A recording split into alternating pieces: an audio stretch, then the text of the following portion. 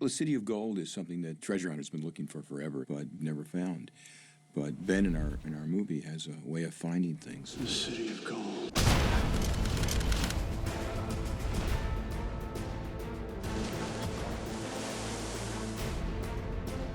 Cibola, the Seven Cities of Gold. Cibola!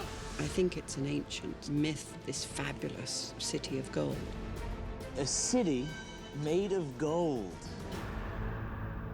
We found the Seven Cities of Gold, this rumor of the reason why people came to America. That's what makes it even more exciting than I think National Treasure 1. Native American gold, temples that are all missing, and it's Cibola.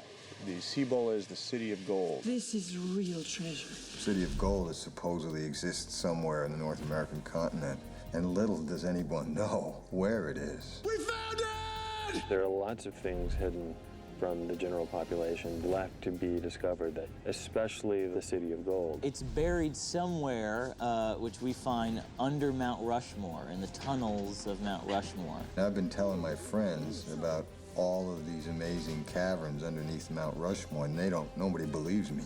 We have found the City of Gold, and who would have thought it's on stage 12 at Universal? Watkins, our production designer, went in and designed all that, built it over 12 weeks before the script was finished, and made it all work for the story that we're working on. Dominic Watkins met with John and with Jerry and got basically their thoughts. We had a few generations of ideas, and using some very, very fine illustrators to flesh those out, think about those, consider those. We eventually got to where we really knew that a city of gold, a true city built physically out of gold, is what it needed to be. From then on, it's been about how do we execute that from a logistical and artistic standpoint within the time frame that we had to really make that as believable as possible. Every time I walk on one of our sets, and it's particularly these enormous sets that we did for Book of Secrets, you realize the artistry of the technicians in Hollywood and this art that they've passed down since, I guess, the beginning of films. How they create these sets out of styrofoam. They make them look completely real. These sets are spectacular. The attention to detail and the accuracy of the art department's work is fantastic. It looks exactly like the Rock in South Dakota. Really amazing sets with water, too. There's water shooting out of different places, exploding up into places.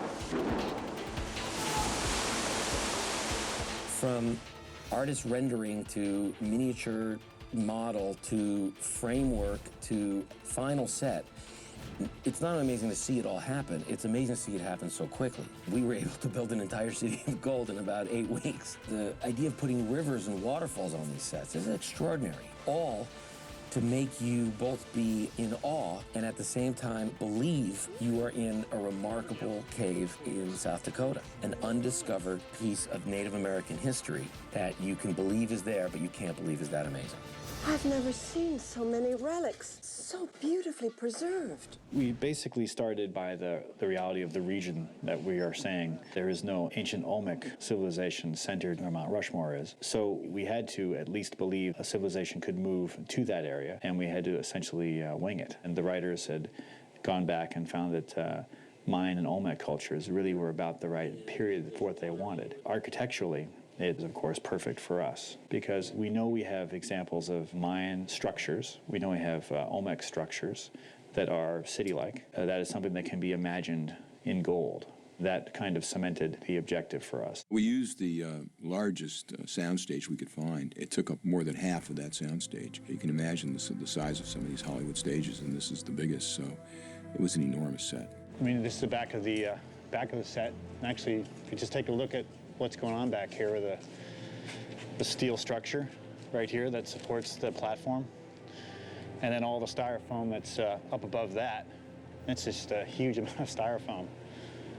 And you can see this is a fire hose here and other water hoses going up into the set so water can come out of it.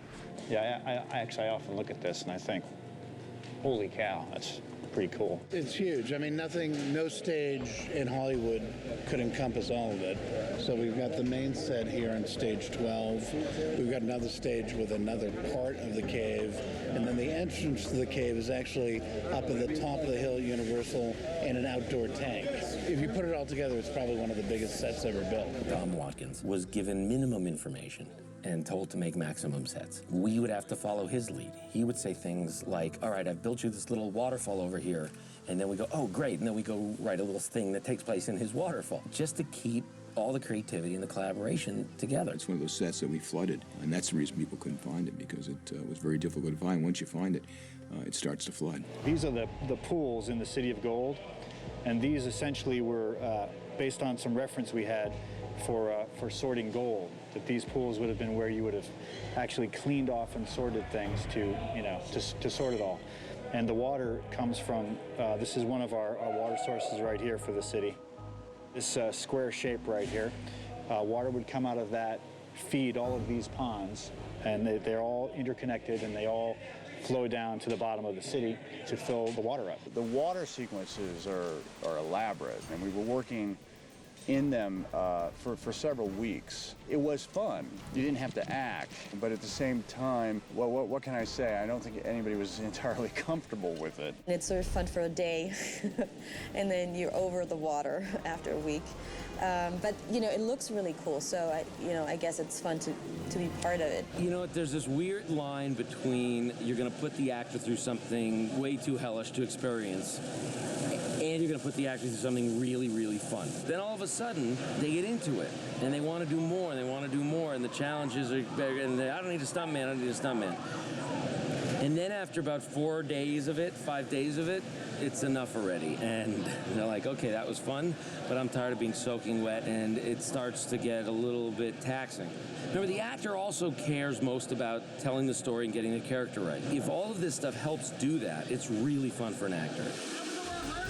We all kind of came to the decision that wherever action was going to play, wherever the actors had to interact, would have to be a practical set. Everything you see beyond this set will be a digital recreation. Increasingly, we're building less and less, but for certain kinds of sequences, like things with physical water and certain other kinds of action, it still makes a great deal of sense to build real, physical, tangible sets that actors can interact with rather than blue screen. When we're doing a digital set extension like this, it's best to have as much as possible practically shot on film. It gives us lighting direction, it gives us color direction. Obviously, it helps the actors and the director as well, because they have something to interact with. So it's kind of win-win for everybody to build as much and photograph as much as possible. The communication between Dominic and Asylum as a visual effects company started from the get-go. We can all sit there together and decide what does get built and then what doesn't get built, what can be map paintings or what can be 3D environments, and what would the camera actually see. All the way over here to the left,